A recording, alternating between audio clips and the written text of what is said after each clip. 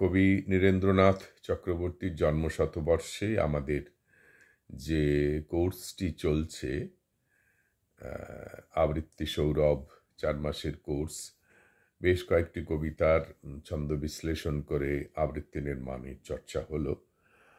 তার মধ্যে বাতাসি কবিতাটি হয়েছে, আগে হয়েছে, তবু এর আলোচনাটুকু দেওয়া হয়নি। তো আজকে আমি একটু বলছি, এটি গদ্য ছন্দের কবিতা, যেখানে বাকপর্বগুলি ভাব অনুযায়ী নির্মাণ করে নিতে হয়। আমাদের বাস্তব জীবনে আমরা কিছু কিছু টুকরো টুকরো কথা শুনতে পাই, যেগুলো পুরোটা হয়তো শুনতে পাই না, কিন্তু আমাদের ভাবনাটা চলতে থাকে। আমরা ভাবতে থাকি, আচ্ছা এরপরে তাহলে কি হবে। যেমন কেউ ফোন করে, আমরা দেখি ফোন করে বলছে, তাহলে তুই 11টার সময় আসিস। কিন্তু 11টার সময় আসার পরে, তাদের দেখা হওয়ার পরে তারা কোথায় গেল, তারা কি করলো, সেটা আমরা জানতে পারি না। এরকম আর কি। তো উনি একটা ঘটনা ওই বাসের জানালা থেকে দেখেছিলেন। সেটি ট্রেনের কবিতায়, ট্রেনের জানালা লিখেছেন। এটা তখন ওই দূরদর্শনে সম্ভবত কবি ও কবিতা নাম দিয়ে একটা অনুষ্ঠান হতো। তার সাক্ষাৎকারটা আমি শুনেছিলাম। তিনি বলেছিলেন যে তিনি এটা বাসের জানালা থেকে দেখেছিলেন, কিন্তু কবিতায় এফেক্টটা ভালো আনার জন্য কবিতায় উনি ট্রেনের থেকে এই দৃশ্য দেখেছেন, এটা লিখেছেন। বাতাসি বাতাসি বলতে একটা লোক ছুটে চলে গেল। তো এটা দিয়ে কবিতাটা শুরু হচ্ছে। বাতাসি বাতাসি, লোকটা ভয়ঙ্কর চেঁচাতে চেঁচাতে গুমটির পিছন দিকে ছুটে গেল। ওনার ছত্রগুলো এভাবেই উনি কবিতার মধ্যে লেখেন, যাতে মোটামুটি আবৃত্তি করতে সকলেরই সুবিধা হয়, খুব একটা ভাবতে হয় না। তবু যে ছত্রটার ভিতরে কোথাও জ্যোতি থাকবে, যেমন গুমটির পিছন দিকে একটা দিকে যাচ্ছে, সেখানে একটা জ্যোতি হবে। গুমটির পিছন দিকে ছুটে গেল, ধ্বনিবিরাম হবে না, কিন্তু ছোট্ট জ্যোতি হবে এরকম। ধাবিত ট্রেনের থেকে, কোথাও থেকে হলে সেখানে একটা জ্যোতি হয়, বাকপর্ব জ্যোতি যেটাকে বলে। ধাবিত ট্রেনের থেকে এই দৃশ্য চকিতে দেখলুম, কি বাতাসি। লোকটা তো ছুটে চলে গেছে। এবারে কবি প্রশ্ন করছেন, কে বাতাসি?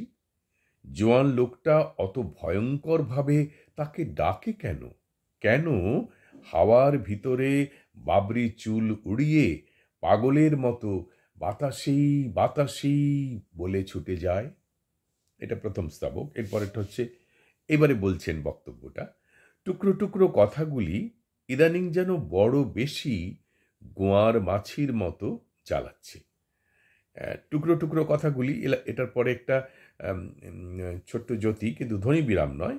টুকরো টুকরো কথাগুলি ইদানিং যেন বড় বড় বেশি গোয়ার মাছির মতো জ্বালাচ্ছে। কে যেন কাকে বাসের ভিতরে বলেছিল, ভাবতে হবে না, এবারে দুদ্দাড় করে হেমাঙ্গ ভীষণভাবে উঠে যাবে, দেখে নিস। কে হেমাঙ্গ? কে জানে এখন সত্যিই দুদ্দাড় করে সে কোথাও উঠে যাচ্ছে কিনা।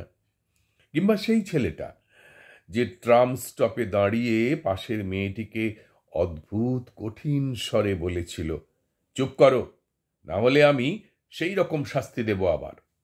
কে জানে সেই রকম মানে কি রকম?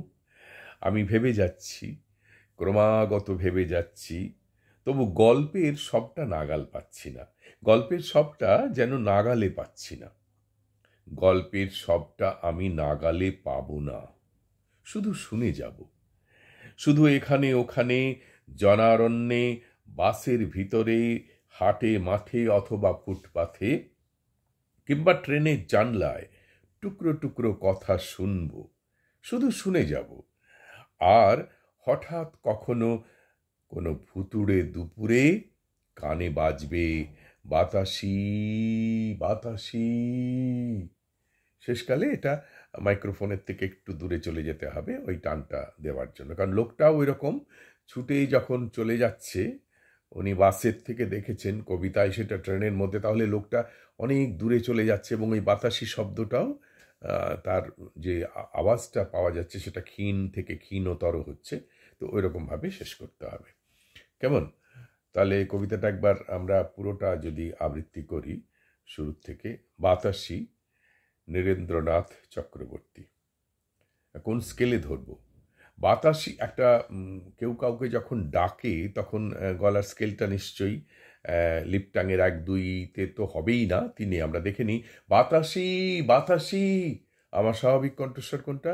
বাতাসি, বাতাসি, বাতাসি, বাতাসি, বাতাসি, বাতাসি, বাতাসি, বাতাসি। চতুর্থ, লিপটাংয়ের চতুর্থ স্কেলে আমাদের বলতে হবে।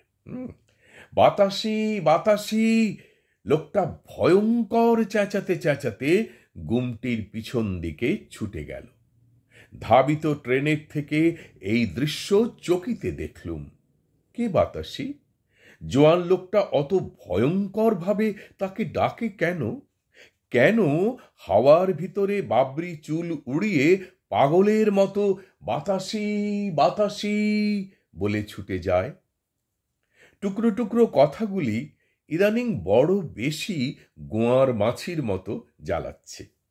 কে যেন কাকে বাসের ভিতরে বলেছিল, ভাবতে হবে না, এবারে দুদ্দাড় করে হেমাঙ্গ ভীষণভাবে উঠে যাবে, দেখে নিস। কে হেমাঙ্গ? কে জানে এখন সত্যিই দুদ্দাড় করে সে কোথাও উঠে যাচ্ছে কিনা। কিংবা সেই ছেলেটা যে ট্রাম স্টপে দাঁড়িয়ে পাশের মেয়েটিকে অদ্ভুত কঠিন স্বরে বলেছিল, চুপ করো, না হলে আমি সেই রকম শাস্তি দেব আবার। কে জানে সেই রকম মানে কি রকম? আমি ভেবে যাচ্ছি, ক্রমাগত ভেবে যাচ্ছি, তবু গল্পের সবটা যেন